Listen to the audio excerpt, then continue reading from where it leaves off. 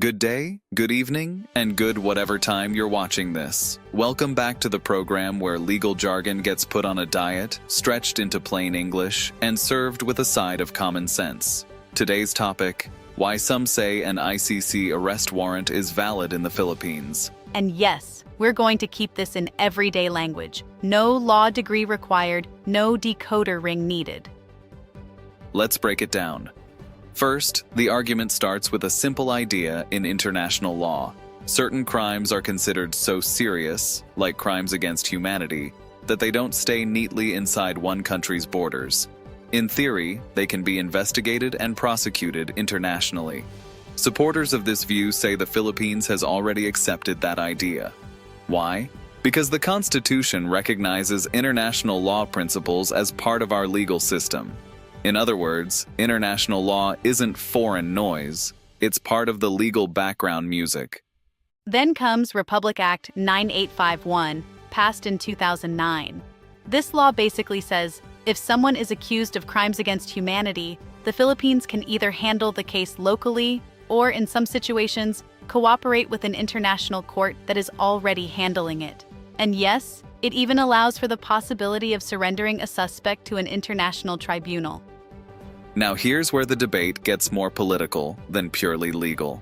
The decision to cooperate with an international court is described as an executive function, meaning it sits with the president and the executive branch, not Congress or the courts.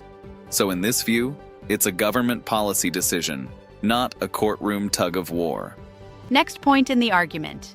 If the Philippines accepts the jurisdiction of an international tribunal, then it also accepts that tribunal's procedures, including arrest warrants. So supporters argue, if the ICC issues a warrant, it is valid under that framework and can be enforced locally through cooperation.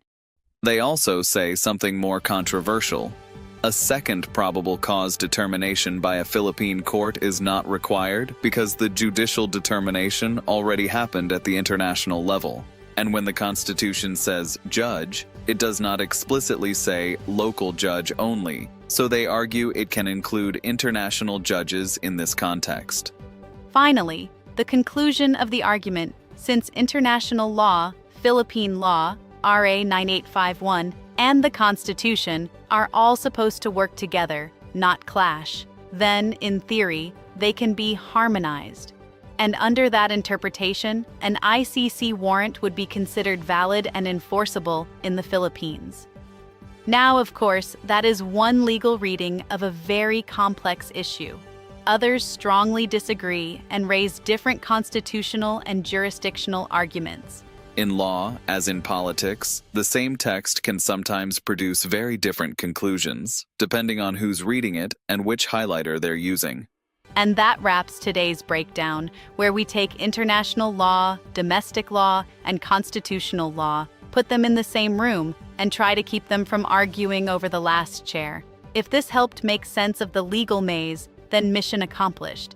If it didn't, well, congratulations. You now understand how lawyers stay employed. Until next time, stay informed, stay curious, and keep your interpretation of the law more organized than your inbox.